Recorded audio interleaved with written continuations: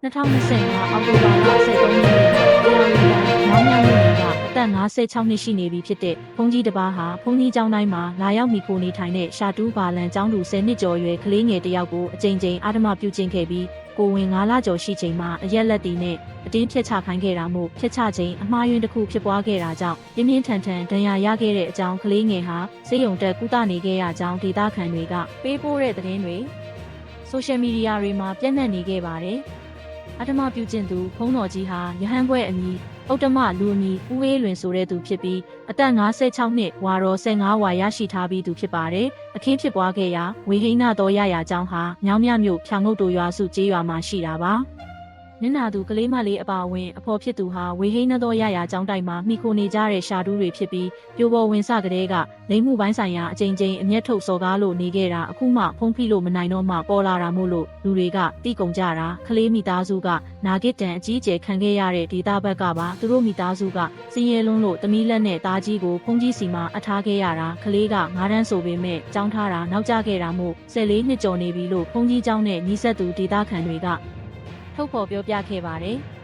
ဦးဥတ္တမခေါ်ဦးအေးလွင်ဟာတောထွက်ဘုန်းကြီးတစ်ပါးဖြစ်ပြီးအသက်30ကျော်မှသာသနာပေါင်ကိုပူးပြောင်းခဲ့တာကြောင့်လူဘဝဒုက္ခခံစားခဲ့ရဘူးတဲ့လောကီစည်းစိမ်တွေကိုမမေ့မဖျောက်ပြစ်နိုင်ခဲ့ပဲတမတ်စိတ်တွေရှိနေခဲ့သေးတာမို့ဒီလိုအမှုကိုကျူးလွန်ခဲ့တာဆိုပြီးလူတွေကဝိုင်းဝန်းပြောဆိုခဲ့သလို15နှစ်ကြာဘုန်းကြီးဘဝနဲ့နေနိုင်ခဲ့ပြီးကာမှမဆောင်ထိန်နိုင်တဲ့တစ်ချက်မှာဖောက်လဲဖောက်ပြန်ဖြစ်မိသွားတာကိုမထိန်ချုပ်နိုင်ခဲ့တာကြောင့်လမ်းစာမားကိုရှောက်ရင်းလမ်းမတစ်ထက်မှားခဲ့ပြီးအဝိဇ္ဇာဖုံးသွားရတာလို့လဲဆိုကြပင်ငါရအစည်းပြီးသာသနာပေါင်ကိုဝင်နေဆိုတာလူလောကလူပေါင်ကိုစိတ်ကုံလို့လောကုတ်တရားအတွက်ကျင့်ကြံအားထုတ်ကြသလိုပုထုဇဉ်တွေအတွက်ပွားများထားတဲ့တရားတော်တွေနဲ့တန်တရားနှစ်ဖြာအတွက်ကယ်တင်ပေးကြတဲ့ဆရာတော်ဘုရားကြီးများရှိကြသလိုလူလောကလူပေါင်မှာတန်ဖိုးဝမ်းရေးအတွက်အလုပ်လုပ်ရမှာပြည်ရတာကြောင့်အနေစားချောင်ရမယ်ထင်ပြီးသာသနာပေါင်ကိုဝင်ခိုကြတဲ့သင်္ကန်းယုံကြုံပုဂ္ဂိုလ်တွေလည်းရှိတတ်ကြပါတယ်လောကုတ်တရားစာပေတွေကိုလေ့လာတာသမထဘာဝနာလို့ခေါ်တဲ့ဥပစာယသမာဓိအပနာသမာဓိခေါ်တဲ့အာယုံခံစိတ်တည်ငြိမ်မှုသမာဓိရအောင်အားထုတ်တာဝိပဿနာဘာဝနာလို့ခေါ်တဲ့စိတ်နဲ့ယုံမှရှိတဲ့အ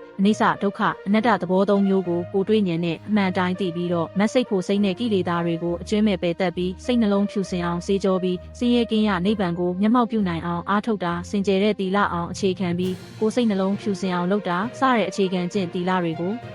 ကျင့်ကြံမဲ့အစားသင်္ကန်းယုံခြုံပြီးစီးပွားဖြစ်ငွေရှာနေကြတဲ့ဆရာသိန်းဖေမြင့်ရဲ့တပ်ဖုံးကြီးစာအုပ်ထဲကဖုံးကြီးမျိုးတွေလည်းသာသနာပေါင်းအတွင်းမှာရှိနေခဲ့တာကနှစ်ပေါင်းများစွာကြာလို့နေခဲ့ပါပြီဗုဒ္ဓဘာသာမှာမှမဟုတ်ပါဘူးဘာသာတိုင်းမှာလည်းဒီလိုဆုံးဖြူပုံကိုယ်တွေကမကြာခဏပေါ်လာတက်လေးရှိတာပါပဲဘုန်းကြီးတစ်ပါးဖြစ်ပြီးပုထုဇဉ်အလုပ်ကိုတောင်းတနေခဲ့မယ်ဆိုရင်တော့သာသနာတော်ညှိုးနှွမ်းအောင်လုပ်ပြီးသာသနာဖြတ်အောင်ဖြစ်နေမယ့်အစားလူထွက်ပြီးမှသာလုပ်တဲ့အရာမျိုးပါဘာလို့လဲဆိုတော့ဒီလိုအမှုခင်းတွေပေါ်လာတိုင်းတကယ်စစ်မှန်တဲ့အရိယာနွယ်ဝင်တွေရဲ့စိတ်နှလုံးကိုညှိုးနှွမ်းသွားစေလေးရှိတာမို့ပါကလေးငယ်ကိုအဓမ္မပြုကျင့်ခဲ့တယ်လို့ဆွဆွဲခံရသူဘုန်းတော်ကြီးဟာကလေးငယ်ကိုဝင်ရလာတဲ့အချိန်တရားစခန်းဝင်ရမယ်တရားပွဲတွေရှိလို့သွားဖို့ရှိတယ်လို့အကြောင်းပြခဲ့ပြီးကလေးငယ်နဲ့သူ့မိသားစုကိုပါချင်းဆောင်ရွာကိုခေါ်ဆောင်သွားလို့အရက်လက်တွေကိုခေါ်ယူကာကိုဝင်ဖြစ်ချစေခဲ့တာဖြစ်တဲ့အကြောင်းကိုသိရပါတယ်။အဲ့ဒီဖြစ်စဉ်ကိုကလေးငယ်တွေကိုတင်ကြားနေခဲ့တဲ့စာတင်ကျောင်းမှာတာဝန်ရှိသူတွေနဲ့ဒေသခံကလေးတငယ်ခွင့်ရေးကာကွယ်ရေးအဖွဲ့တွေကသိရှိသွားခဲ့တဲ့အချိန်မှာတရလိုပြုလုပ်လို့မြောင်းမြရဲစခန်းကိုတော့အားရောက်အမှုဖွင့်တန်ကြားခဲ့ကြပြီးကလေးငယ်နဲ့မိသားစုကိုတွဲဆုံခေါ်ယူနိုင်ဖို့အတွက်စီစဉ်ဆောင်ရွက်ခဲ့တဲ့အချိန်မှာတော့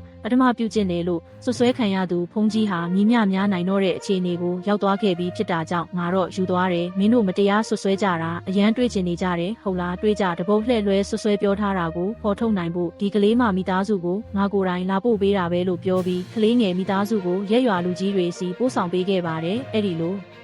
ပို့ဆောင်ပေးပြီးချင်းမှာပဲဖုန်းကြီးဟာကားကိုထားခဲ့ပြီးထွက်ပြေးသွားခဲ့ပါတယ်။ဒါပေမဲ့ရဲစခန်းချင်းချင်းချိတ်ဆက်လှုပ်ဆောင်မှုတွေအရအောက်တိုဘာ23ရက်နေ့တနင်္လာနေ့မှာပဲဖန်မြို့မှာဖမ်းဆီးရမိခဲ့ပါတယ်။ရဲတပ်ဖွဲ့ရဲ့စစ်ဆေးတွေ့ရှိချက်အရဆွဆွဲခံရသူဥဒ္ဓမခေါ်ဦးအေးလွင်ဟာအခုနှစ်2025ခုနှစ်ဇွန်လတည်းကနေစပြီးဘုန်းကြီးကျောင်းအတွင်းမှာကလေးငယ်ကိုအကြိမ်ကြိမ်သားမယားပြုကျင့်ခဲ့တာဖြစ်ပြီးမိဘတွေကိုပြန်မပြောရန်နဲ့တခြားသူတွေကိုတစွန်းတစပါထုတ်မပြောမိစေရန်ပြင်းပြင်းထန်ထန်ချင်းချောက်ထားခဲ့တာဖြစ်တယ်လို့သိရပါတယ်။